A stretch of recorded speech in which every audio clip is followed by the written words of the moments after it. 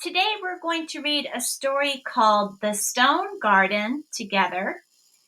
It's a reimagining of Stone Soup by Jeffrey Feuerst. Maybe that's how you pronounce his name. I'm not sure. Maybe First.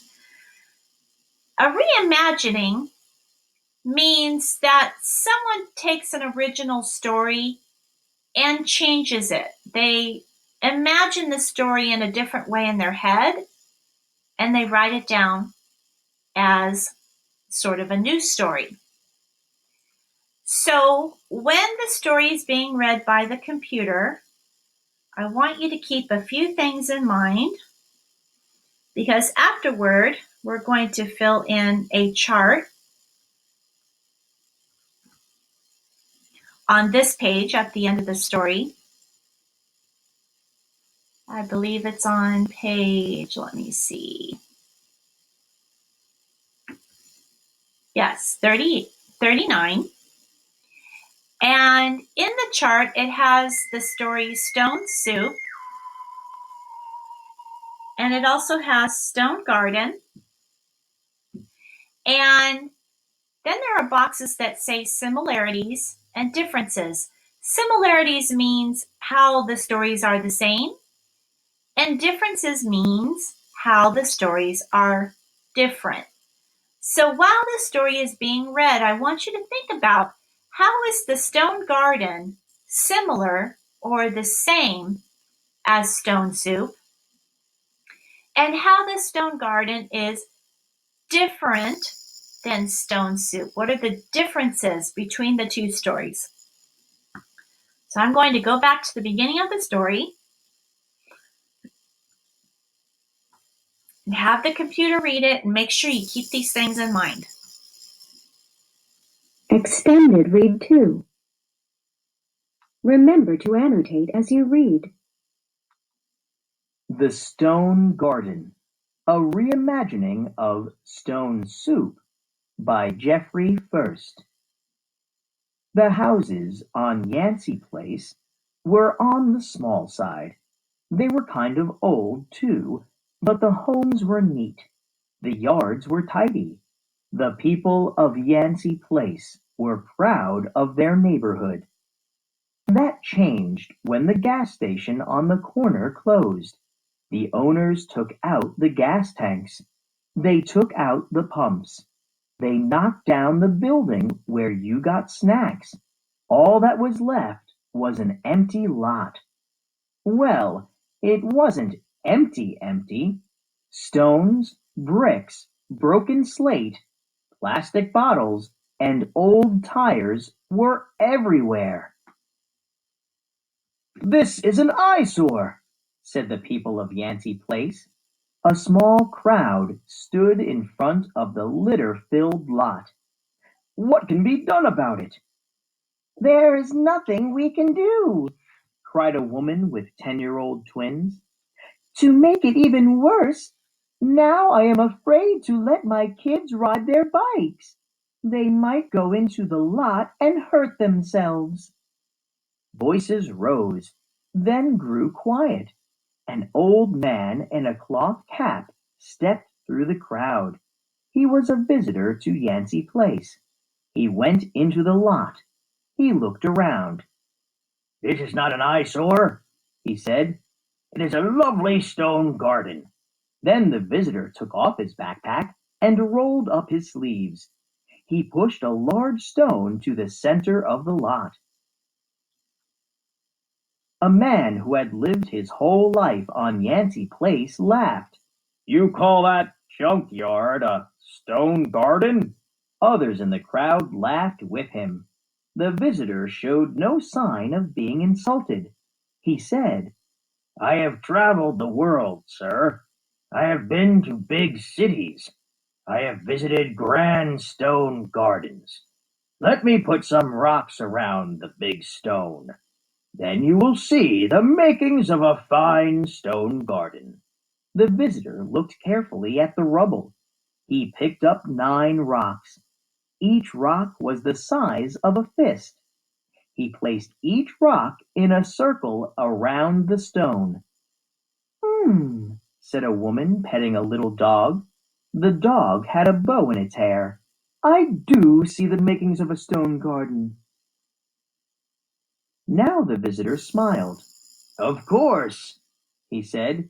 To make this stone garden world class, we might paint the rocks different colors. I saw that in a stone garden in Paris.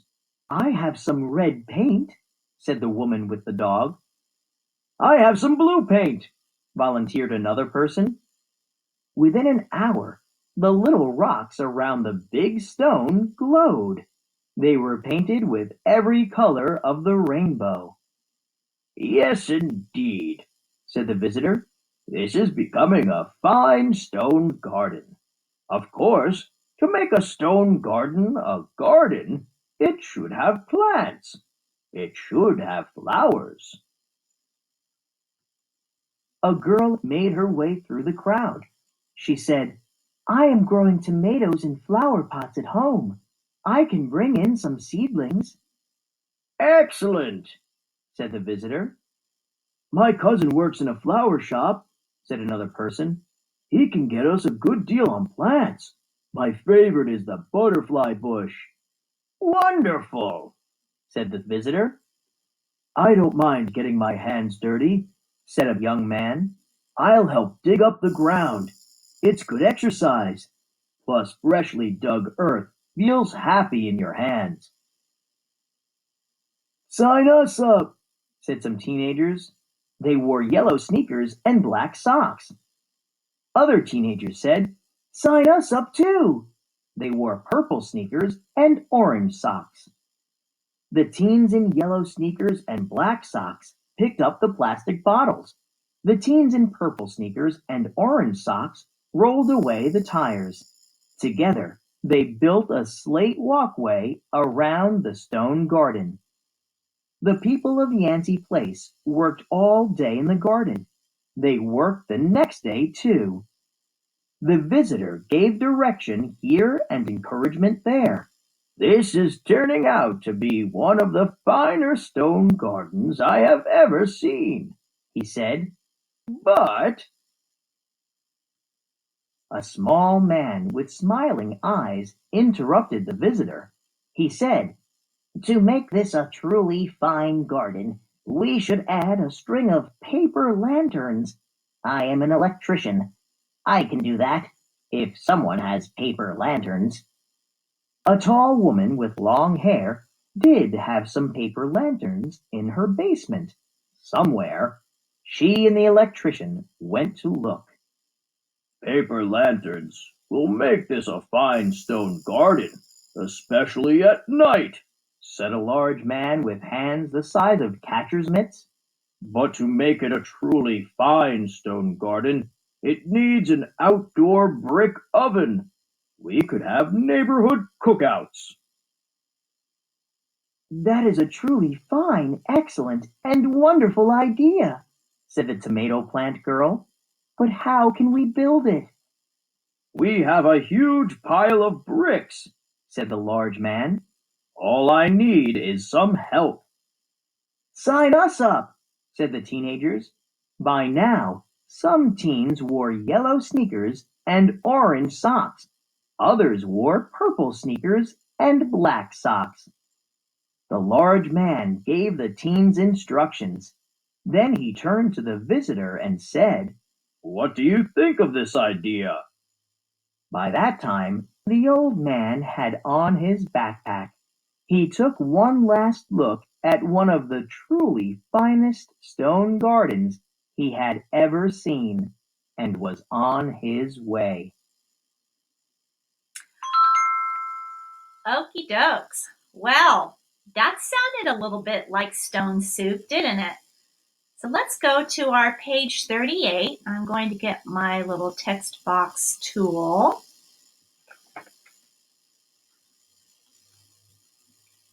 And I want to change to black. All right. So let's figure out how stone soup and the stone garden were similar. What was one of the similarities between stone soup and stone garden? Well, when I met with my benchmark group about an hour ago, we came up with the observation that in Stone Soup, the stranger came to a town and made soup. And in Stone Garden, a stranger came to a town and made a garden. So in both of the stories, an old stranger came and made something. So we could write that in, couldn't we? So let me put my text box here. A stranger made, let's put came to a town and made soup. And then here, let me see if I can make this bigger. Okay, maybe not. Here, we could write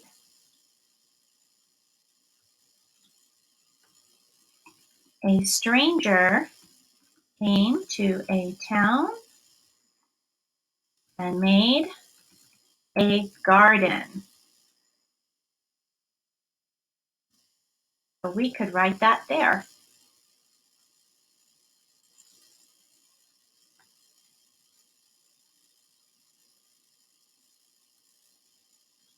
So let me try and write that again. I'm going to make this shorter. There we go. That way it'll fit into the box.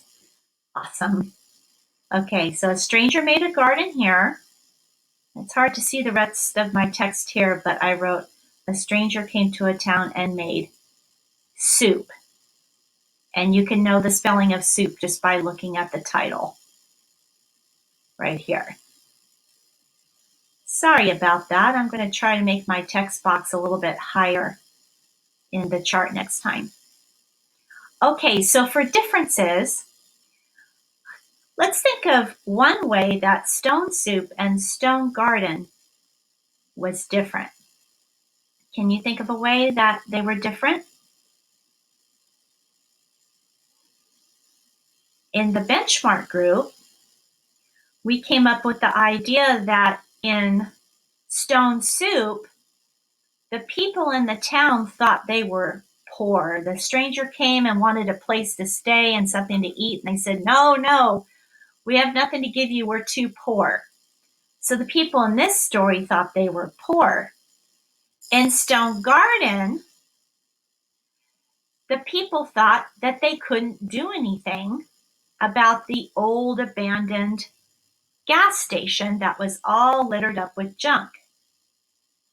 So the differences in the story were how the people saw their situation. In this story, the people thought they were poor, and in this story, the people thought that they couldn't do anything about something that bothered them. So let's write that in. See if I can get that box in the right place. Okay. The people thought they were poor. Okay. And in this story,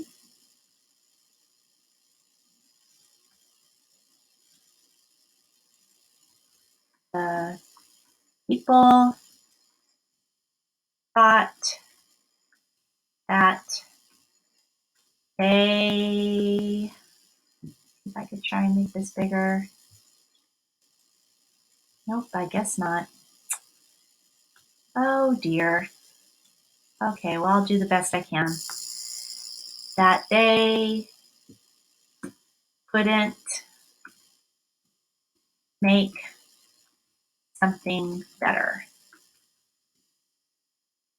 Okay, so in this one, the people thought that they couldn't, and then down here you would write make something better. I'm really sorry about this. I don't know what's wrong with my text boxes.